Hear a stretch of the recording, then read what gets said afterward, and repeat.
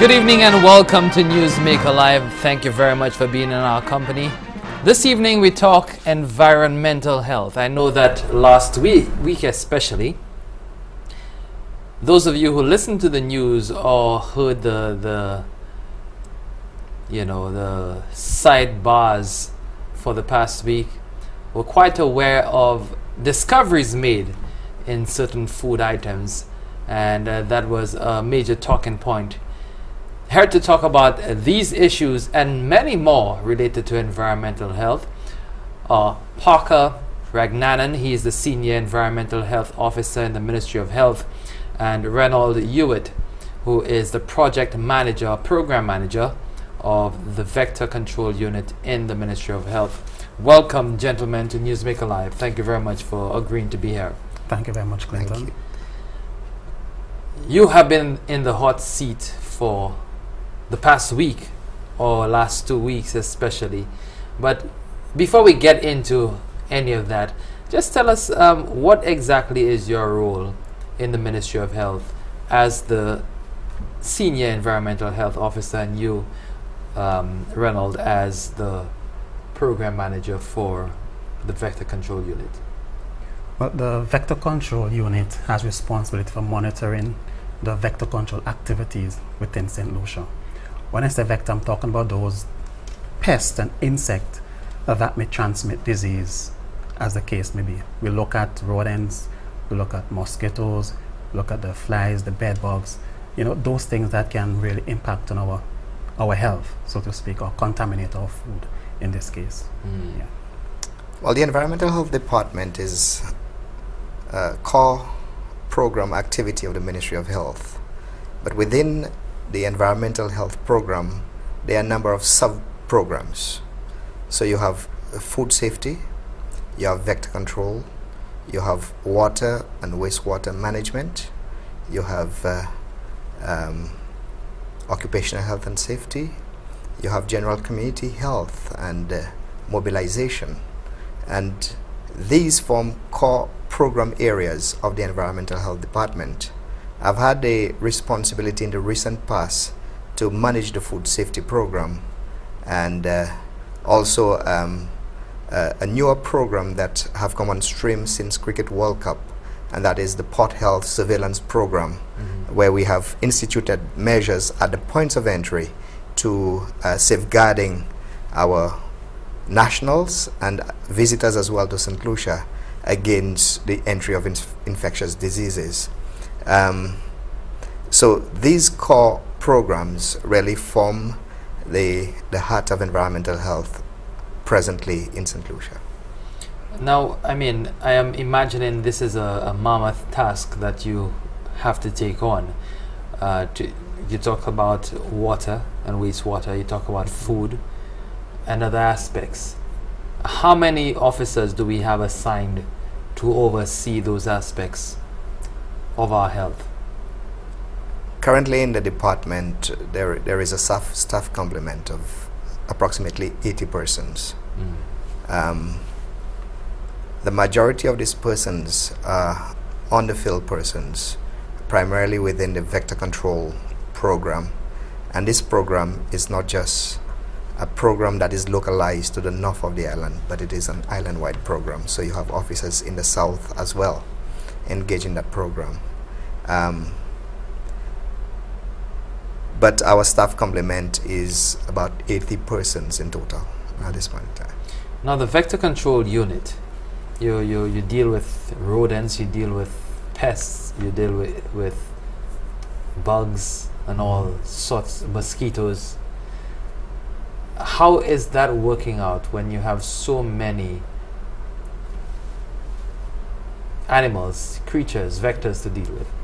Well, we have to prioritize, Clinton. Considering the level of human resources we have access to, whether it's human resource, financial resources, we have to prioritize the pests that we're going to target and control it, take it down to a level we can control it. In this case, we look at rodents. We prioritize rodents because it can have an impact on our lives. It can affect our food, can transmit disease, so we have to prioritize rodents. There are certain times of the year we have to give more priority to it, like around this time of the year when rainy season starts. we have to give rodents some attention. In addition to that, we have to divide our staff. Some deal with the mosquitoes and some will deal with the rodents. When we get complaints for bed bugs, we now have to form a team, pull persons from these two areas, form a team and respond to these bed bugs complaints. So there are times, yes, we have to, we have our normal activities, daily activities, so we focus on that. But when there's a problem, rodents or whether it's seasonal or not, we pull a team and deal with these problems. Now, the rodents, you said you see a greater prevalence during the rainy season. Why is that? Well, it's not, well, around this time of the year, all right, the rodents, the population, the rainy season causes them to come to surface, okay? With that, we have the situation where the farmers are affected. They go to the farms, they harvest their crop. They are not taken into consideration that the rats will come to the surface, will surface eventually and contaminate the water within the farms. As a result of them being in the farm, harvesting their crops, they contract the leptospirosis. Hence, we see an increase in this disease. It may not be so much an increase in the rodents, but because of I wouldn't want to say promiscuity, but their carelessness in the way they go about harvesting the crop. They may not wear water boots. They may have a cut on their feet and they go into that water that is contaminated with leptospira organism and they contract the disease right there. Okay? Other situations may arise where they take a fruit, they get hungry, they may eat a fruit that is contaminated, or they sell their crops that have been contaminated by the rat urine, someone eats it and they get leptospirosis. Now, because the media we have a lot of media houses and persons have access to the media, they're going to, you know, make a report or file a complaint to somewhere, and the media is going to take these problems and, you know, bring them to the surface, and they may seem as if it's out of control or there's an outbreak, but that is not always the case. It's just that these things have been happening over the years and they are now given some attention by the media. Okay. Talking about media, and it's a good thing you brought it up. I didn't bring it up. In the past week or two, you know, we have seen more complaints, and this is not the first time that we have heard complaints of food contamination. People complaining that there are foreign objects in the food. The Ministry of Health is primarily or ultimately responsible for the licensure of those eating establishments, determining whether they stay open or they need to be shut down. Just describe your role with respect to eating establishments in particular. Well, we are mandated by law to provide the regulatory framework within which food establishments operate on this island. We have a piece of legislation which is the Food Safety Regulations, and it forms the basis under which we operate. Any food business which operates in this island must obtain a public health license to operate, and this license is valid for 1 year. So every year there must be a renewal of the license. The basis on which a license can be obtained is that an inspection of a food establishment must be conducted to ensure that the health standards are maintained and in place. And once we are satisfied that an establishment has met the requirement, recommendations are therefore forwarded to a public health board who would approve for a license to be issued to an establishment. What we find very often is that the conditions within food establishment changes rapidly, and so hence the reason why we do continuous inspection, and that puts a significant amount of burden on the limited number of officers that we have. I would imagine that because the number of food establishments you have, there's no way that you can get to visit all of them with your staff complement even in 1 year. So some of them will not even be touched for the year. The majority of them that we know and are registered with us, we do at least one inspection a year. There are some fly-by-night establishments, and there are some who opens only on weekends, and they are the ones that poses a challenge for us because we do not have persons at work during these hours. What we've found though is over the last 10-15 years, there's been an escalation in the number of food businesses that you find in St. Lucia. And I'm talking about all levels, restaurants, especially those food vendors. And I talk about those people who just set up shop on the side of the road on a weekend, and you have barbecues, and you have persons who look at the food industry as an area that is economically viable, and they gravitate towards that, especially when you have difficulties primarily with your banana industry and so forth. So what we've seen is there's been an escalation in the number of people who are engaged in offering food for sale to the public, and that too is a challenge. But there are very clear guidelines as to how a license is issued to operate a food business. But therefore, what we have found is the dynamics of food establishment changes very often. A lot of the food businesses complain about the rapid turnover of staff and the continuous training of people. And what you find happen many times is that there is a breakdown in the standard operating procedures at establishments. There's a breakdown in the sanitary control measures at these establishments, and that is when you begin to raise a flag that something is going wrong. Clearly, we have received a number of complaints. I want to say that it is not our business to determine the veracity of these complaints, the validity of these complaints. But we have received complaints. We cannot tell that they are indeed genuine complaints. But what we can do as a Department of Environmental Health is, once a complaint is received, that we would do an investigation of the alleged perpetrator. So we'd go to the establishment and do a thorough investigation, carry out an inspection, see whether there are issues, public health issues at this establishment, and decide to take the best course of action to resolve in this matter. Now, surely there's a correlation between vector control and food, eating establishments, because once you have food, you'll see certain vectors emerging.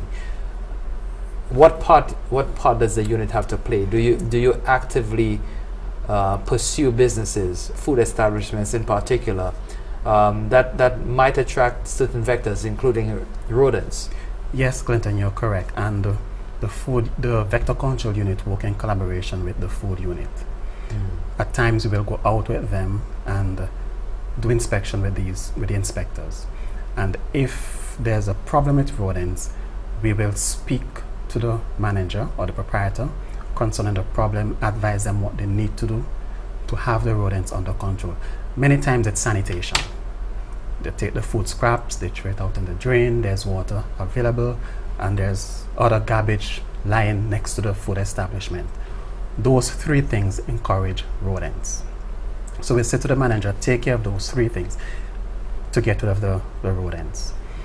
There are times it may require rat proofing, and every food establishment, the proprietor needs to conduct periodic inspection. He should not wait until the officers come to his establishment, conduct an inspection to tell him that the rats are entering here. But he should do periodic inspection to determine if there are access for the rats and rat-proof his building. So in this case now, we go to the establishment, we see a hole, we see an opening, we're going to advise the proprietor that he needs to block this hole, okay, to prevent the rat from coming in.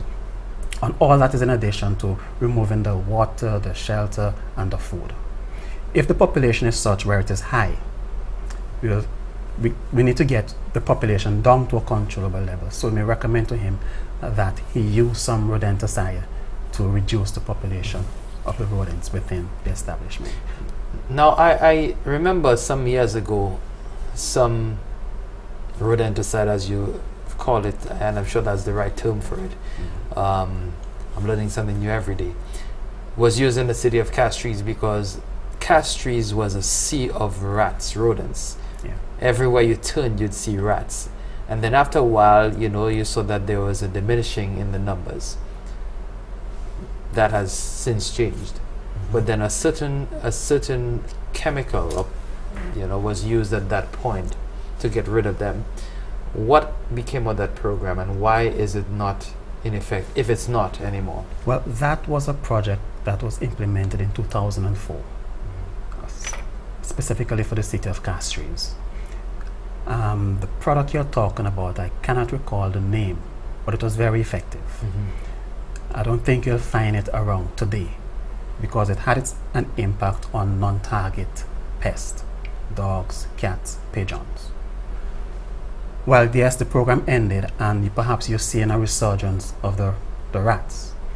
But take comfort in this, Clinton. There's a rodent control program being planned presently for the Castries city. Okay? This program will be implemented very soon. It will commence with an assessment of the Castries city to determine the level of the rodent population. Which area of Castries is highly infested. We're going to target these areas. The whole thing is going to be in collaboration with the business sector, the Castries City Council, and other non-governmental organizations. All the stakeholders that are there, they're going to be involved. Solid Waste and others, Chamber of Commerce, all of them. And after the assessment, we will determine what's the next step. If it's baiting, if it's the food establishments, we're going to target the food establishments. There'll also be an intensive health education program within the Castries Basin to educate persons on the rats, the impact, and what we need to do to reduce the population. You mentioned the rodenticide. Yes, we're going to use something different to reduce the population. And I must say it's one of those fast-acting rodenticide. It's called fast track. It knocks down the rats within 24 to 48 hours. So you can be comforted with that. There's something coming for the city of Castries. We just want the people of Castries to be patient and be ready for this program when it comes. Rodent wipeout. Stay with us on Newsmaker Live. We're speaking here with environmental health experts Parker Ragnanan, Senior Environmental Health Officer, and Reynold Hewitt. He is the Program Manager for the Vector Control Unit in the Ministry of Health. Stay with us. We'll continue with our discussion in a moment.